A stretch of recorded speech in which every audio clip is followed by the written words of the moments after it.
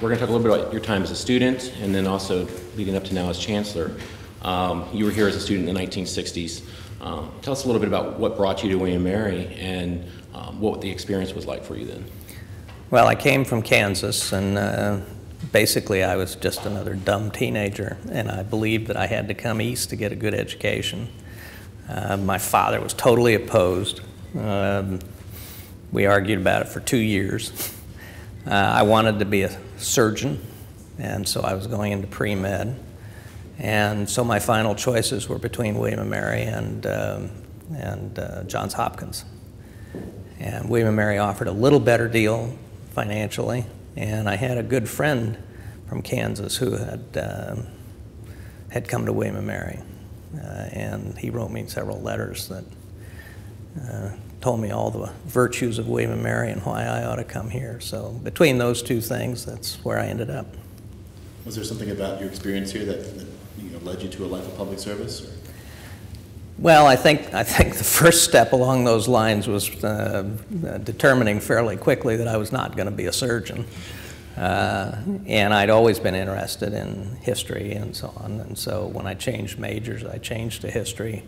And then just the whole environment here had a big impact on me. And I had some great professors in the history department and government department.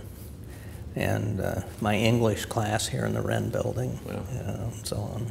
How would you describe your reaction when President Ridley called you about the chancellorship?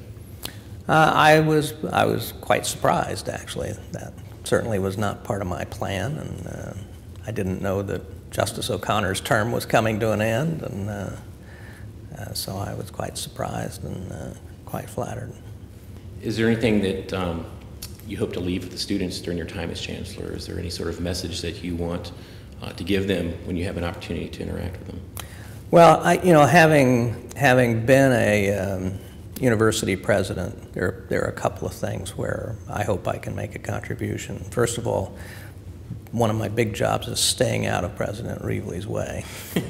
But certainly to the degree that I can add my voice to the whole experience here at William & Mary of the importance of public service and of engagement in the community. You don't have to be a full-time public servant to contribute service to your community or your state or your country.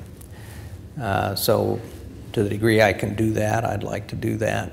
The other is, and here is perhaps more relevant to my experience at Texas A&M, is that maybe more than some of my predecessors, I'm willing to be helpful in development efforts.